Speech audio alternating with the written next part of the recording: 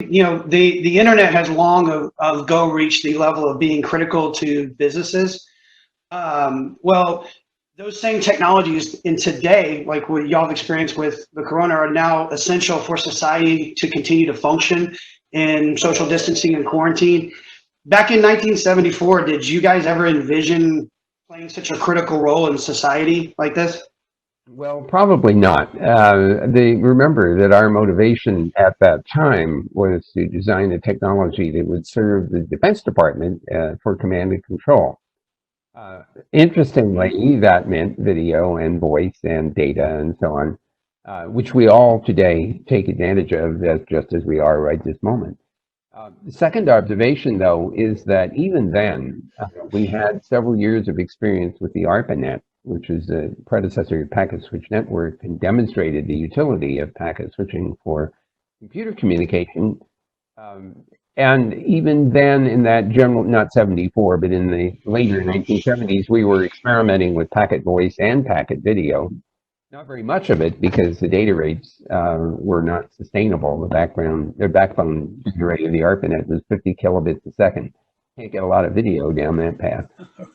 But we were anticipating the need for that, and the hoped, of course, that there would be technology that would come along that would increase the capacity of the system, which it did. In the late 70s and early 80s, we started to see optical fiber becoming available at much higher data rates than the traditional dedicated telephone circuit. The other thing I wanted to observe is that the people who were doing the actual work on this Defense Department project were graduate students at universities and research institutions, and they were using the technology while it was being developed. And their uses of the technology included electronic mail, distribution lists, things like that, remote access and capabilities. And even though we didn't have a World Wide Web available, we did have time sharing available. And so remote access to computing resources were used for what I would call civilian applications.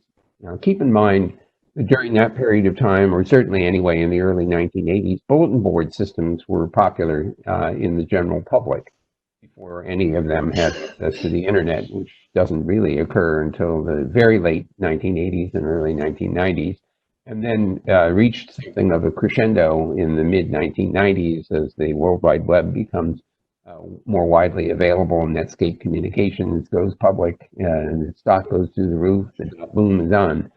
So I would say that in the 1970s, we were seeing potential applications in the civilian sector, in addition to our Defense Department motivations.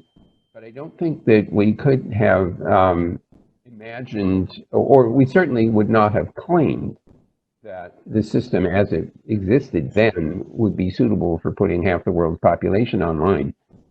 Today, of course, it's the 2020s. We're in the middle of the COVID-19 epidemic.